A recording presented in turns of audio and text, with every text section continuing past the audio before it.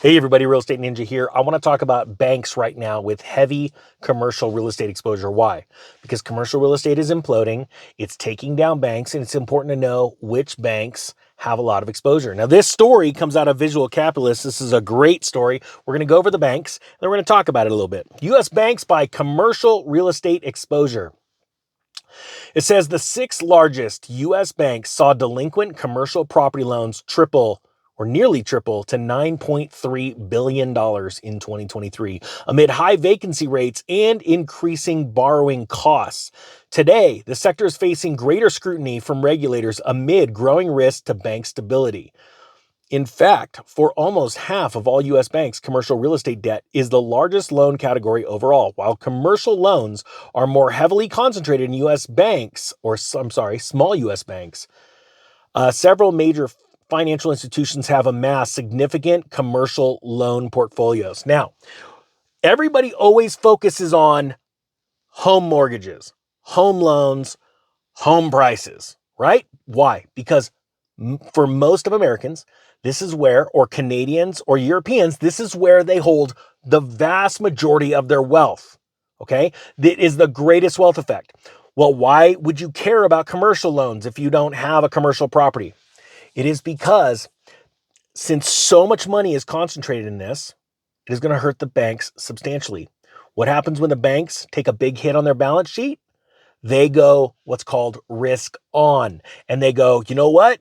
We're going to take all of this stuff serious. So no matter what loans we're putting out, whether it be home loans, auto loans, credit card loans, we've got to be really careful. So we need AAA credit. We need a lot of documentation. We need thick credit files. We need to charge more in fees, or we need to raise interest rates because we're going to go under if we don't. Okay. This is why CRE, or commercial real estate, is so important. So here's the top 20 banks by assets when it comes to commercial property exposure. Number one, and do me a favor, put out, type in real quick the banks that you bank with. I'm just curious. Let's see if any of these banks are on here, okay?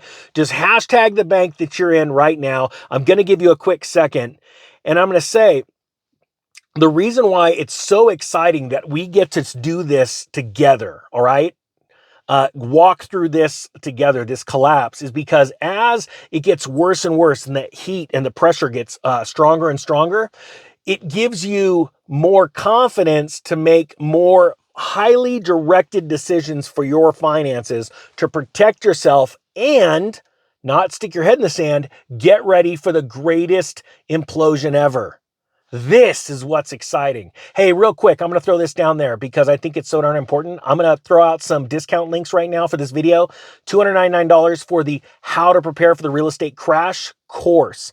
And if you want to upgrade it to the big one where you're doing all the other stuff, all the courses and all the group coaching calls, you can do that. But if not, the $299 course, I think it'll be awesome. I think you're going to get a lot out of it. Students are getting a lot out of it. So here we go. Let's talk about the banks. The top 20 banks by assets. You've already put in the bank that you're a part of right now. Here we go. Number one, JP Morgan Chase. It's interesting. They're the largest bank in the country, and they're always ones making the headlines, right? But right now, they have over $171 billion in commercial real estate loans, right? And their share is also quite large. That share comprises 12.6% of their entire portfolio. Next is Bank of America at $76 billion. Then after that, Citigroup. Now it's interesting, as you go down, it's essentially going to stay with the size of the banks, okay?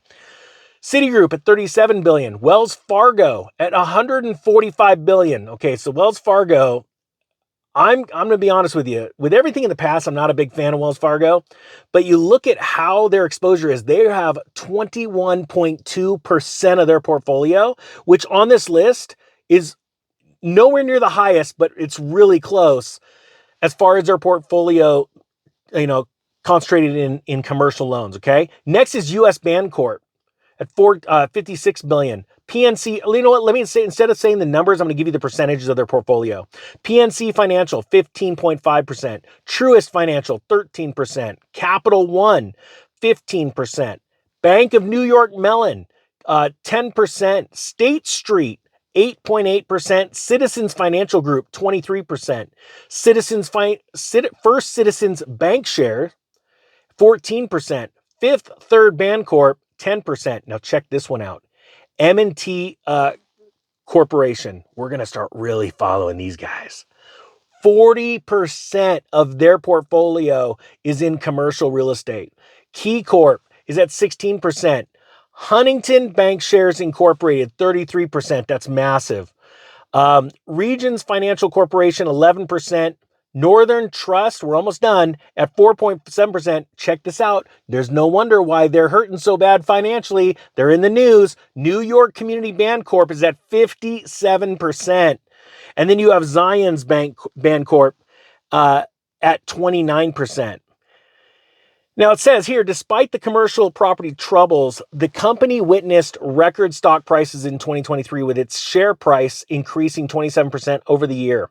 The bank acquired First Republic at the height of the U.S. regional banking turmoil in 2023, which helped boost performance. Still, big banks remain cautious. Several major banks, such as Wells Fargo, are building bigger cash reserves for commercial property credit losses as a buffer for potential defaults. Perhaps the most concerning big bank is New York Community Bancorp, which has 57% of its total loan exposure to commercial property debt. The bank reported a $2.7 billion loss in the fourth quarter of 23, and Moody's recently downgraded its credit rating to junk status. The bank brought in a $1 billion infusion of capital from private equity as a lifeline after growing concerns about the state of its commercial real estate loan portfolio.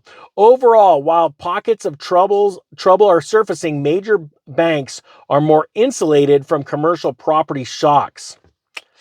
I'm going to be showing you over the next handful of weeks that is not true. On average, about 11% of big bank loan portfolios are concentrated in commercial real estate compared to small banks, where average exposure falls around 21.6% of loans. Look, this is absolutely phenomenal.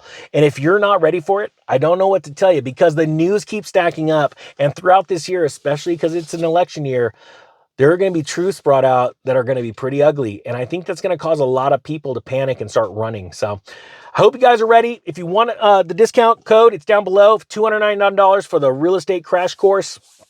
I think it's going to completely change the way you look at things. And just so you know, if in 14 days you haven't watched more than 50% of the videos and you don't think this is going to change your life, and I'm going to keep putting on new lessons once a month throughout this year, I'm going to put a new lesson on that course. Just let me know, and I'll give you your money back. I hope you guys have a great day. The Real Estate Ninja is out.